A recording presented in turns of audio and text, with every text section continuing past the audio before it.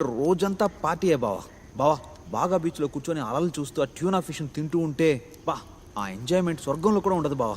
ఇక్కడ తాగితే చీప్గా చూస్తారు, అక్కడ తాగకపోతే చీప్గా చూస్తారు బావా. ఆ లైఫ్ స్టైల్లో లైఫ్ ఉంటుందిరా లైఫ్. బావా నేను గోవా సెలెక్ట్ చేసింది దానికోసం కాదురా. వేరే ఏ ఊరికి వెళ్ళినా సరే ఒక్క నెలలో దొరికిపోతాం. మనం ఎవరు ఎక్కడి నుంచి వచ్చాం అన్నీ తెలిసిపోతాయి. కానీ గోవాలో అలా కాదు, అంతా ఫ్లోటింగ్ పాపులేషనే. ఎవడైనా రావచ్చు, ఏమైనా చేయొచ్చు, ఇన్ని రోజులైనా ఉండొచ్చు, అడిగేవాడే లేడు. ఫైనల్గా మనం బాగుపడుతున్నాం. రే మనం ఏమైనా చెడిపోయామా? బాగుపడ్డానికి మారాం అంతే. అంటే ఇప్పటి నుంచి నిజాయితీగా బతకాలంటావు. రైట్. కష్టంగా ఉంటుందేమో. కష్టపడదాం. Okay okay. So no more short cuts. New life, new beginnings. Bye thank ఏడుకుండ్లవాడ Venkataramana Govinda Govinda.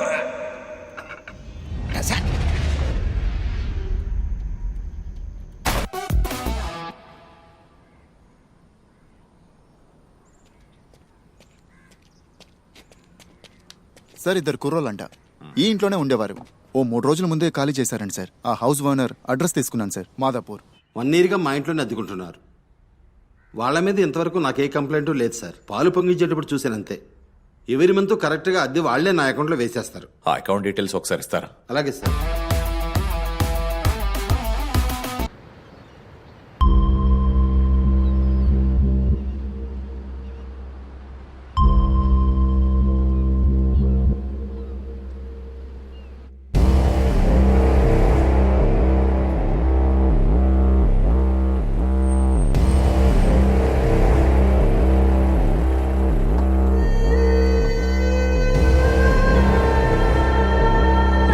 Set? Yes, sir. DCP Pratap here. Sir. वो लोग का रूम नंबर क्या है? स्ट्राइट जाके वहां से राइट ले लो sir.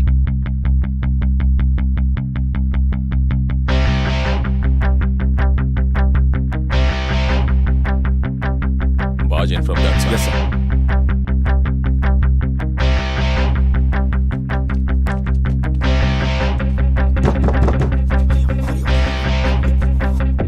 Don't use weapons until I say. Okay, sir.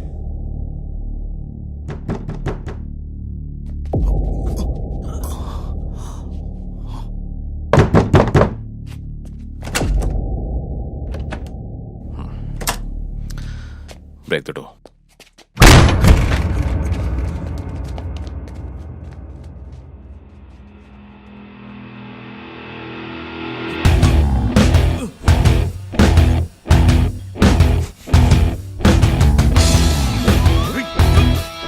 Police.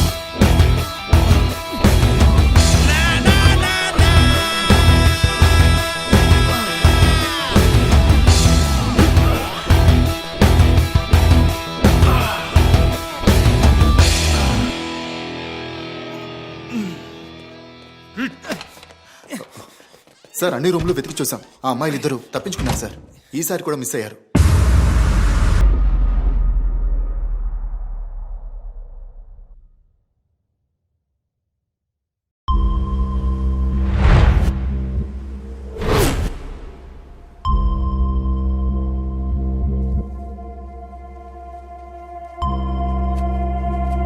Sir airport, railway station, bus stand అన్ని ఇంపార్టెంట్ ప్లేసెస్ ని అలర్ట్ చేశాం సార్.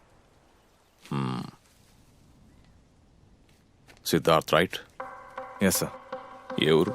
హైదరాబాద్. నీ పేరేమన్నావు? క్యాలిస్. నీదే ఊరు?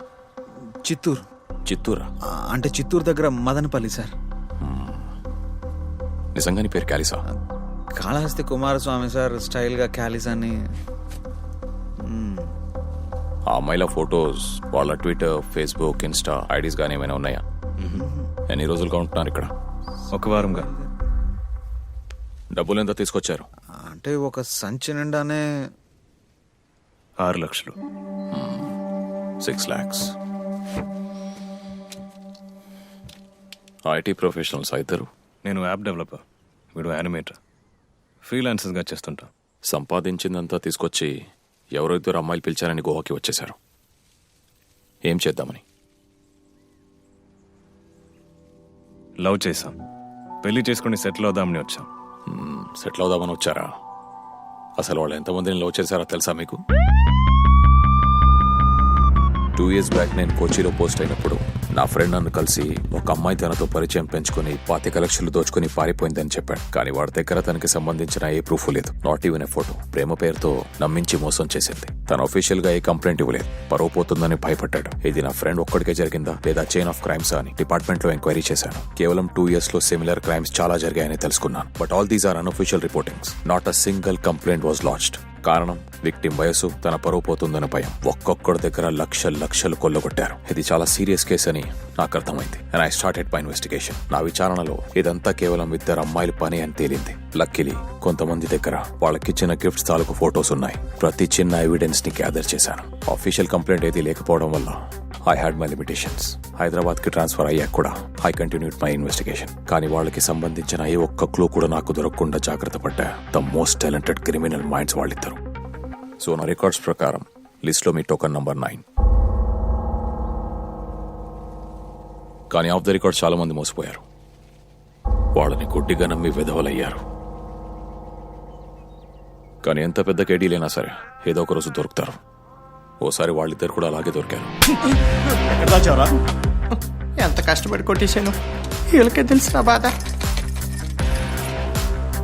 ఓ చైన్ స్నాచింగ్ కేసులో అక్యూజ్ ని అరెస్ట్ చేసేటప్పుడు వాడు కొట్టేసిన చైన్స్ లో నేను కొన్న చైన్ ఒకటి మ్యాచ్ అయింది. రేయ్, ఈ చైన్ ఎవరిదిరా? ఎప్పుడు ఎక్కడ కొట్టేసో చెప్పు. సార్ ఆవిడ దగ్గర నుంచి ఈ బ్యాగే కొట్టేశాను సార్, కానీ ఇందులో చైన్ ఉంటుందని మాత్రం అనుకోలేదు సార్. అది అక్కడ సరే, పెట్టరా, సార్. ఓపెన్ చేయండి. Yes sir. ఈ రీఛార్జ్ కూపన్ ని సార్. ఏ నంబర్ కి యూజ్ చేశారో ట్రేస్ చేయండి. Yes sir. సార్, ఈ నెంబర్కే రీఛార్జ్ చేశారు, కానీ ఆ నెంబర్ ఇప్పుడు స్విచ్ ఆఫ్. దొరబాబు అనే ఐడితో రిజిస్టర్ అయింది సార్, మియాపూర్. ఆ ఏరియాకి వెళ్ళి గురు ఎంక్వైరీ చేశారు sir. Actually not that helpful. CDR check చేస్తే ఈ నెంబర్కి ఫ్రీక్వెంట్ గా కాల్స్ వెళ్తున్నట్టు తెలుస్తుంది సార్. ఆ అడ్రస్ ప్రూఫ్ ని బేస్ చేసుకుని మీ ఇంటికి వచ్చాము. మీ హౌస్ ఓనర్తో మాట్లాడ చూశాను. Nothing helped. కానీ నువ్వు అప్పుడు కొనుక్కున్న కొత్త సిమ్ నీ లొకేషన్ ఎక్కడో చూపించింది. నువ్వు మొబైల్ కూడా మార్చలేదు కదా, ఇంకా ఈజీ అయింది. వాళ్ళని పట్టుకుందామని ఇక్కడికి వచ్చాం, కానీ ఎస్కేప్ అయ్యారు.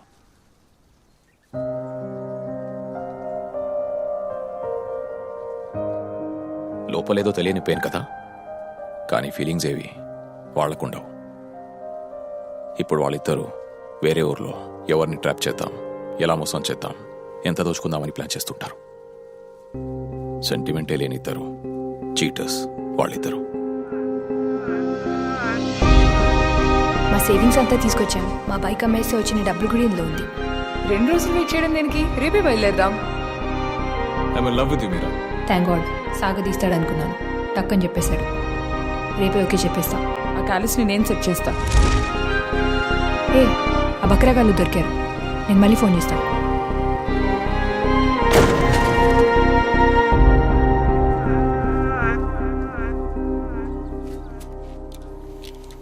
అమ్జద్ సార్, వీళ్ళే మనకు trump card. Make sure they lodge complaint. Sure sir. Right.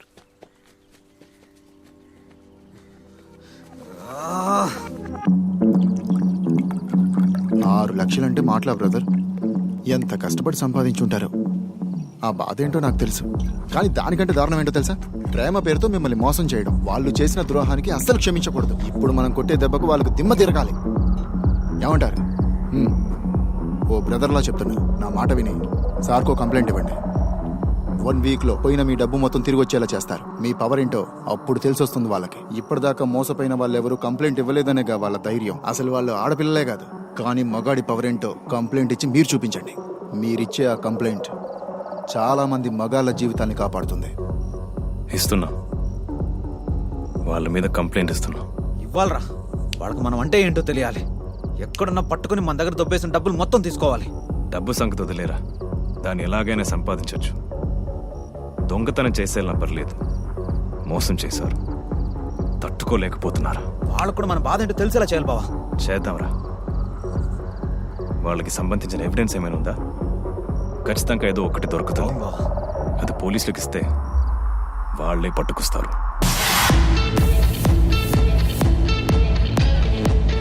Sir, వాళ్ళు రెడీ. కంప్లైంట్ ఇవ్వడానికి ఒప్పుకున్నారు.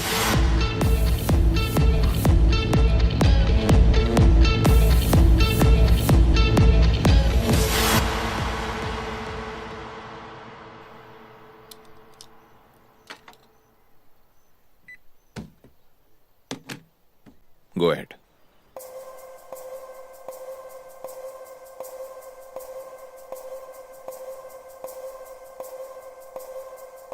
సారీ సార్, మేము కంప్లైంట్ ఇవ్వట్లేదు. ఇక్కడితో వదిలేస్తే దెబ్బతో పోతుంది. మేము కంప్లైంట్ ఇచ్చి మా ఫ్యామిలీస్కి తెలిస్తే మా పరువు కూడా పోతుంది. ఆల్రెడీ మేము చాలా బాధలో ఉన్నాం. అవును సార్. దీన్ని ఇక్కడితో వదిలేద్దాం please sir. Let's not drag this.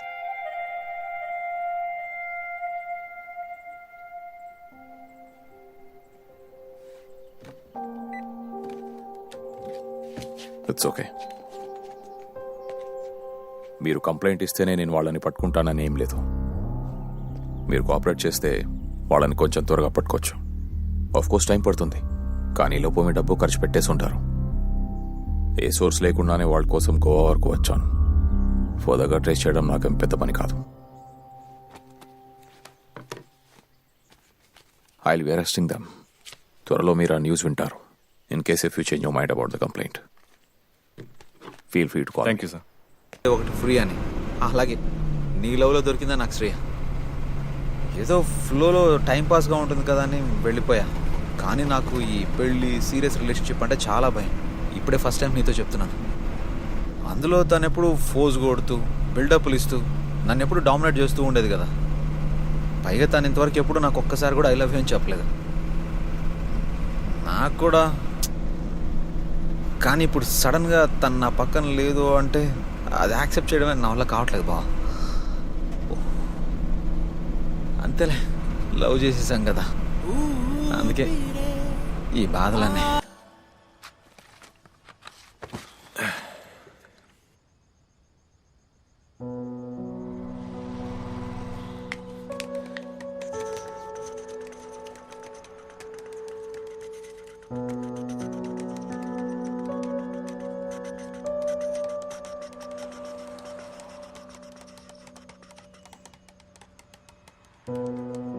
Sorry బావా, ఇదంతా నా వల్లే కదా. లవ్లో పడి బ్రెయిన్ అస్సలు పనిచేయలేదు. పెళ్లి చేసుకోవాలి, సెటిల్ అవ్వాలి అని ఏదో తొక్కులో ప్లాన్ వేసి అది ఫెయిల్ అయ్యి ఇలా రోడ్ మీద పడ్డా. ఐఎమ్ రియలీ సారీ బావా. స్మెల్ రావట్లేదు. ఏం బ్రాండ్ బావా అది? లేకపోతే ఏంట్రా, నెయ్యిలో వదిలేసి వచ్చి ఒక 6 ఏళ్ళు అయి ఉంటుందా? ఇప్పటి వరకు నేను ఏం చేస్తున్నాను, ఎక్కడున్నాను మా నాన్నకి అసలు తెలియనే తెలియదు. ఆయన అసలు పట్టించుకొని కూడా పట్టించుకోడు. ఇన్ని రోజులు నన్ను ఎవర్రా చూసుకుంది? నువ్వే కదా. ఈ యానిమేషన్, గేమింగ్ ఇది కాకుండా నాకు ఇంకేం తెలుసురా. నేను ఈ రోజు ఇలా ఉన్నానంటే దానికి కారణం నువ్వేరా. నువ్వే గనక నా లైఫ్లో లేకపోతే ఎప్పుడో నేను రోడ్డును పడి ఉండేవాడిని. అదిగో ఆ అన్నలాగా. నేను ఎప్పుడైనా ఓపెన్గా ఒక్కటే చెప్తాను బావా, నీ మీదే డిపెండ్ అయి ఉన్నాను. అది చెప్పడానికి నాకు ఎలాంటి సిగ్గు లేదు. నా లైఫ్లో నువ్వు చాలా ఇంపార్టెంట్ బావా. నువ్వు లెఫ్ట్ అంటే లెఫ్ట్, రైట్ అంటే రైట్. నువ్వు ఏది చెప్తే అది చేస్తాను.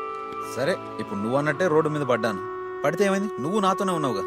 ఇప్పుడు కనుక ఫోన్లు ఉండుంటే నాకు ఫోన్ చేయమని ఈ సిచ్యువేషన్కి తగ్గట్టు ఒక సీన్ చేసి ఉండేవాడిని బావా. కానీ ఏం చేస్తాం, వాళ్ళ ఫోన్లు, పర్సులు అన్నీ తీసుకెళ్ళిపోయారు కదా.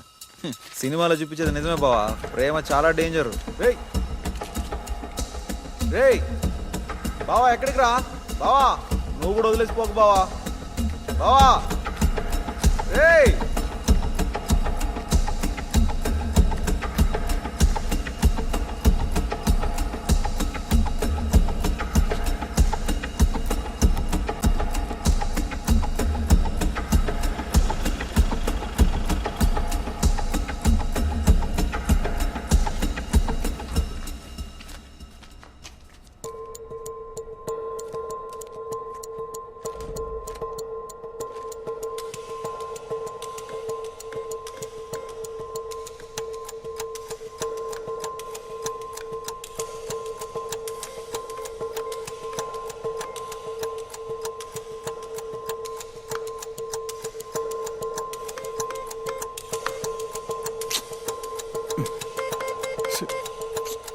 అది కూడా పని చేయట్లేదా భయ్యా?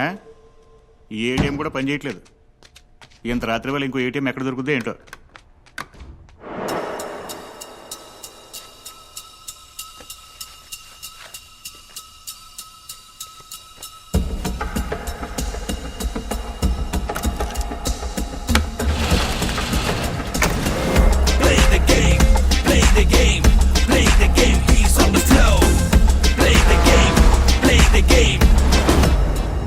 రేమాక్ అని సెక్షన్ వాళ్ళకి ఇన్ఫార్మ్ చేశాను. I'm on it.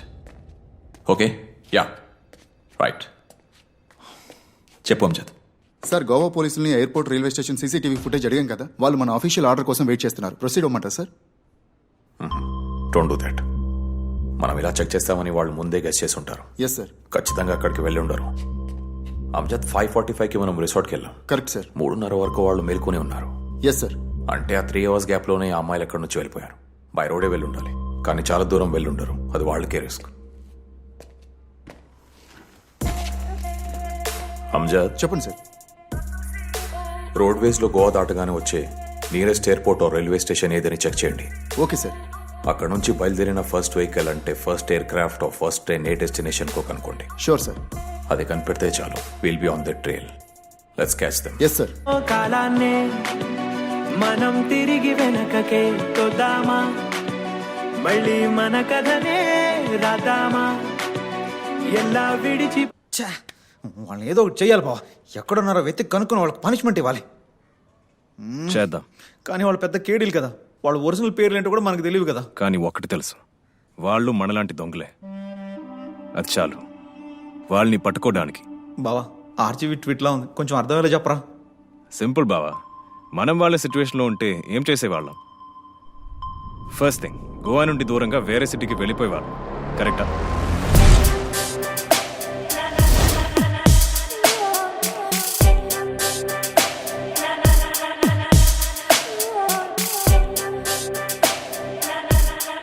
మనం చేసిన క్రైమ్ గురించి ఏదైనా న్యూస్ ఉందా అని పేపర్, ఇంటర్నెట్, టీవీ ఏది వదలకుండా వెతికేవాళ్ళు. ఏ న్యూస్ రాకపోతే వీఆర్ సేఫ్ అని ధైర్యం వస్తుంది. Back to business.